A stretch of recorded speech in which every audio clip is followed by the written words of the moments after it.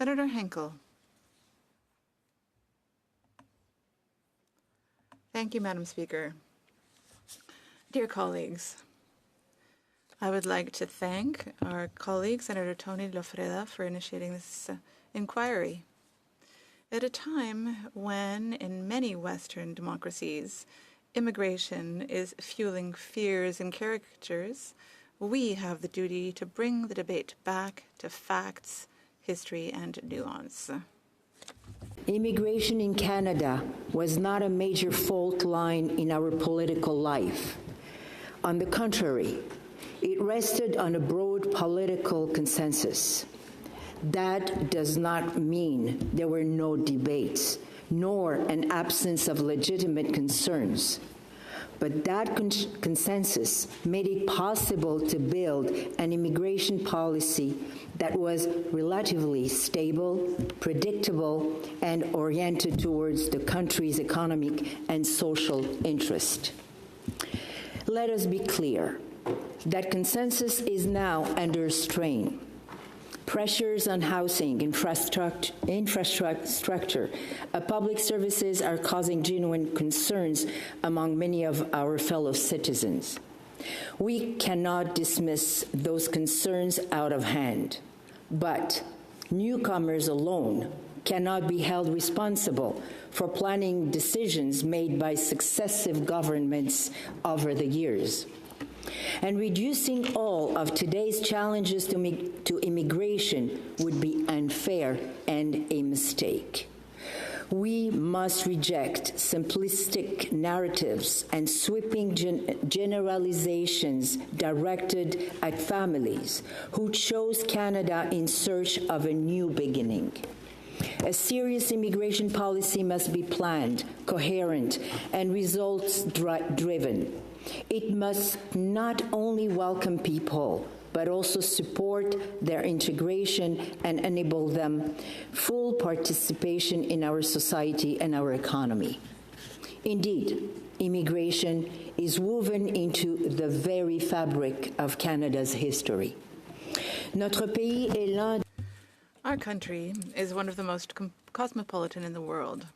According to the last major census in 2021, nearly 1 in 4 Canadians was born abroad.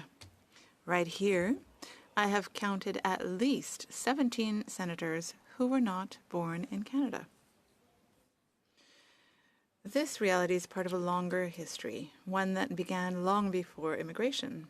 Before any of us arrived, First Nations and Inuit peoples had been living here for millennia, and their cultures, their rights, and their knowledge are an integral part of our collective history.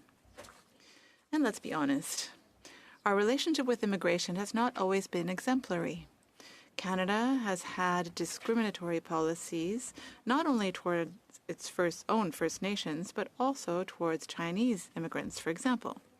We must continue to learn from all of the dark chapters of our history.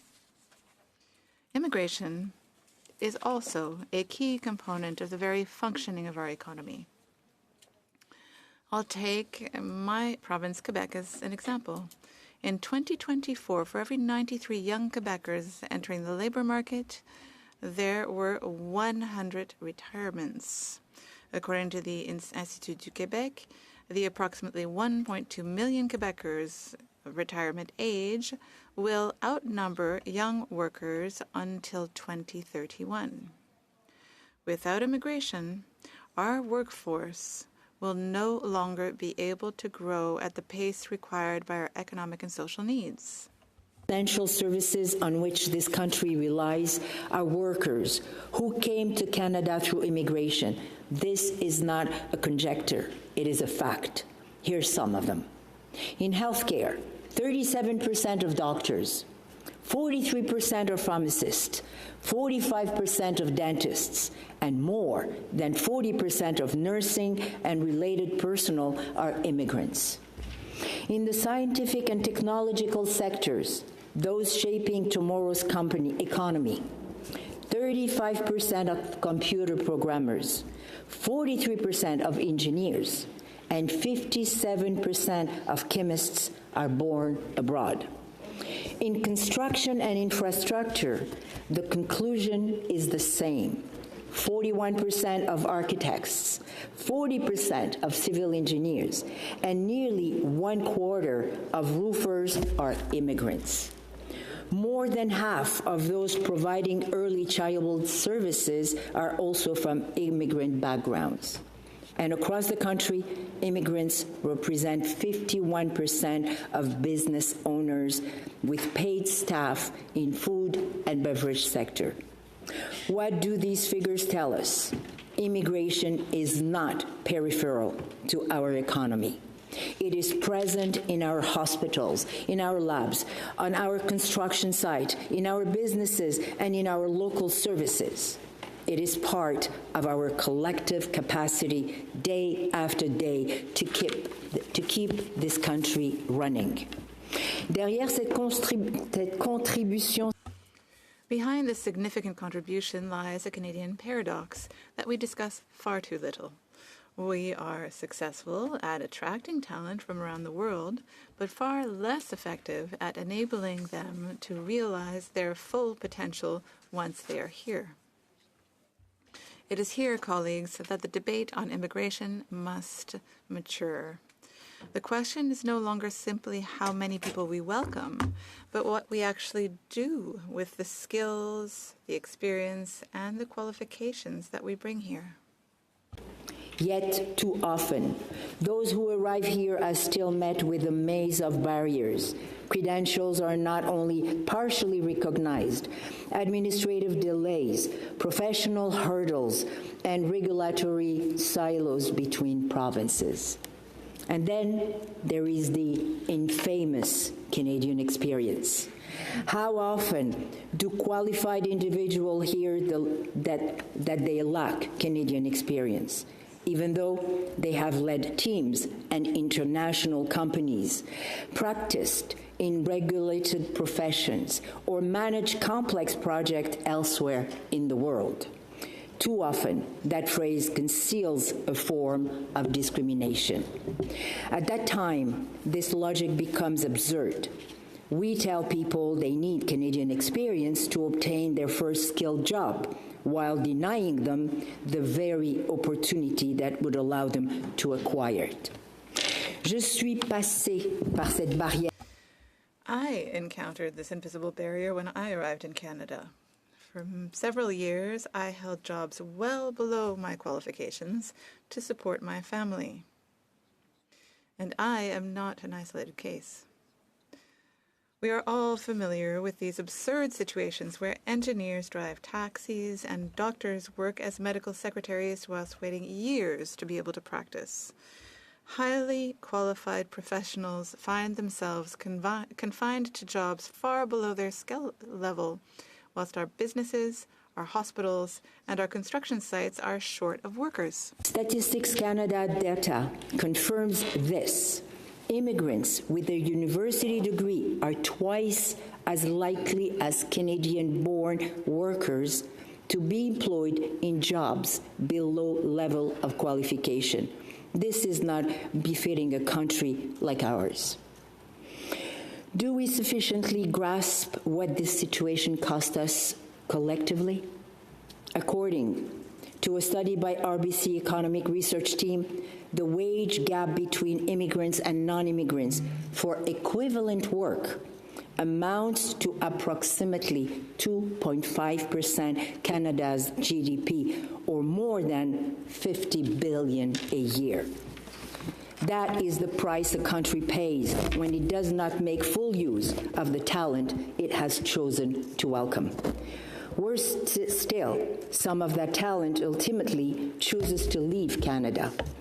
Selon le rapport des occasions manquées 2020, According to the Institute for Canadian Citizenship's report Missed Opportunities 2025, 1 in 5 immigrants leaves Canada within 25 years of arriving. And it is often the most highly qualified who leave first. Those with a PhD are almost twice as likely to leave the country as those with a bachelor's degree. Let's put it simply.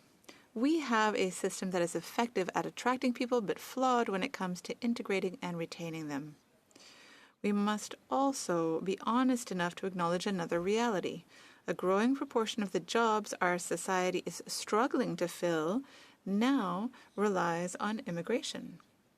Maintenance, catering, hospitality, agriculture, and care for the elderly. These jobs are essential to the country's functioning, but they hold little appeal for the local workforce. Any serious immigration policy must take this into account. Recognizing the dignity of these jobs also means recognizing those who do them. From all of the above, I draw a simple conviction.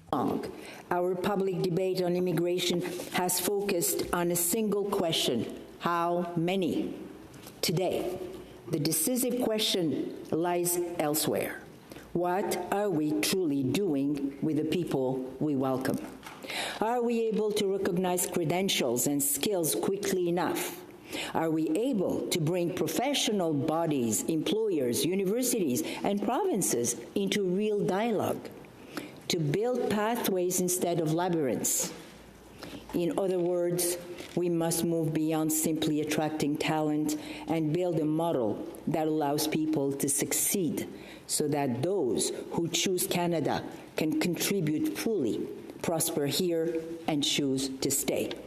And then there is a dimension we too often forget. Work is a powerful driver of integration. It gives people a place, recognition, and status. It is human dignity.